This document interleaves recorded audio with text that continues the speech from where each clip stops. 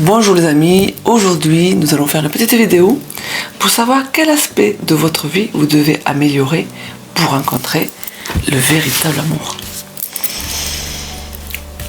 Alors c'est un tirage général, donc si vous voulez des consultations privées, n'hésitez pas à me contacter.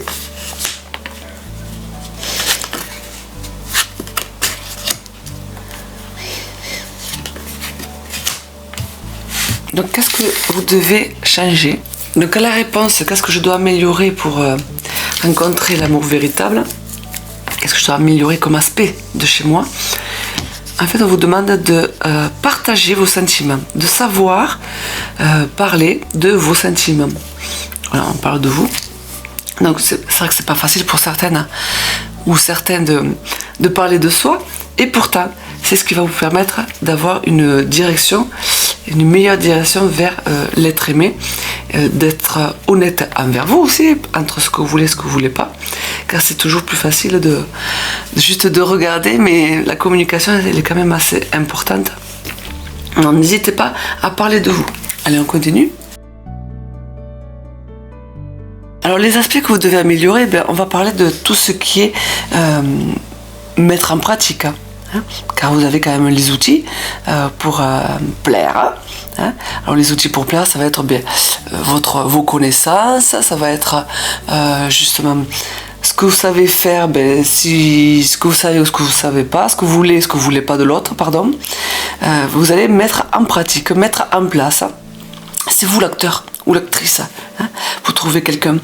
Donc le côté timide, mais il faudra un petit peu le laisser au placard, car vous avez quand même la détermination, vous avez le courage de pouvoir aller vers les personnes qui vous plaisent. Et d'ailleurs, ça vous réussira, ça vous portera beaucoup de joie. Donc n'hésitez pas à vous mettre en avant, d'être audacieux, et pour pouvoir justement révéler votre courage, révéler votre force, afin de trouver cet épanouissement dont vous attendez. Allez, le dernier. Donc pour améliorer les aspects, quels sont les aspects que vous devez améliorer? C'est peut-être vos sentiments de jalousie envers les autres personnes qui sont déjà en couple. Donc ça, la jalousie, ça amène à rien. Mais bon, je comprends que on râle sur ce qu'on n'a pas, qu'on est jaloux de ce qu'on n'a pas, c'est normal. Donc du coup, en enlevant cette jalousie-là que vous pourriez avoir, votre envie, si vous voulez pas mettre le mot jalousie, mais justement, voilà, ça va vous permettre d'être mieux dans votre peau et de pouvoir célébrer quelque chose de nouveau. Et certainement que vous le trouverez, mais pas autour de chez vous. Pas près de chez vous, mais plutôt plus loin, plus lointain, plus à l'étranger, dans un autre pays, en vacances, là où vous n'habitez pas.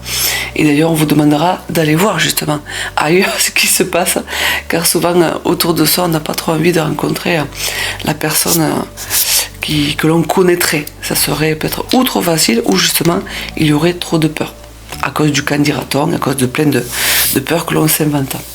Voilà, j'espère avoir répondu à la bonne question. N'hésitez pas à me contacter pour des consultations privées. En attendant, je vous dis à bientôt et prenez soin de vous.